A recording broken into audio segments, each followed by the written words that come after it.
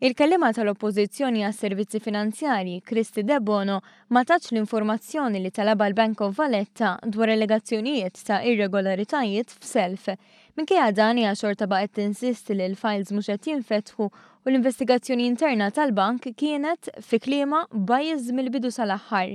Waqt li kienet jalaq id-dibattitu fit-tieni qari tal-abbozz ta' liġi li emenda diversi liġijiet finanzjarji, il-Ministru Edward Cicluna assigura lil kulħadd li l-bank investiga fil-fond u ma riżulta xejn mill-allegazzjonijiet ta' Kristi De Bono li saret pressjoni fuq xi ħadd biex isellef il-flus. U spjega li l-bank fela self li sar tal-fuq minn 100,000 euro u issa qed iħares lejn dawk taħt il-100,000 euro. Ir-rapport li wera li ma kien hemm xejn irregolari intbagħat lill-MFSA lill-Bank Ċentrali Ewropew fi Frankfurt li huwa regolatur tal-Banek Ewropej kollha u lill-Awdituri tal-Bank il-KPMG. Minħa tagħhom il-KPMG wkoll għamlu investigazzjoni fil-fond u xorta ma sabu xejn. Barra minn hekk, illum qal il-Ministru, il-bank jadotta policy li qabel joħroġ self l-applikazzjoni jarawha żewġ uffiċjali, wieħed mill-att ta' negozju u ieħor mill-att ta' riskju.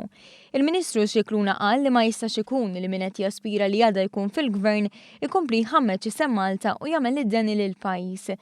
F'dan il-każ tal-Bank of Valletta, De Bono ħolqot allarm bla bżonn u tat l-impressjoni li l-bank se jfalli. Dan mhuwiex minnu għaliex hemm tmexxija tajba, hemm il-Bord tal-Istabilità u l-Bank of Valletta jikkompeti b'mod internazzjonali sod. Fuq kollox, il-bank dejjem għadda mill-istress test li sarulu. Kien grazzi għal Bank of Valletta li nofs l-iżvilupp li sar f'Malta huwa kollu dovut lilu għas-selfaqli li tal il-min irid jinvesti. Il-Maltin għandhom ikunu gburin bih.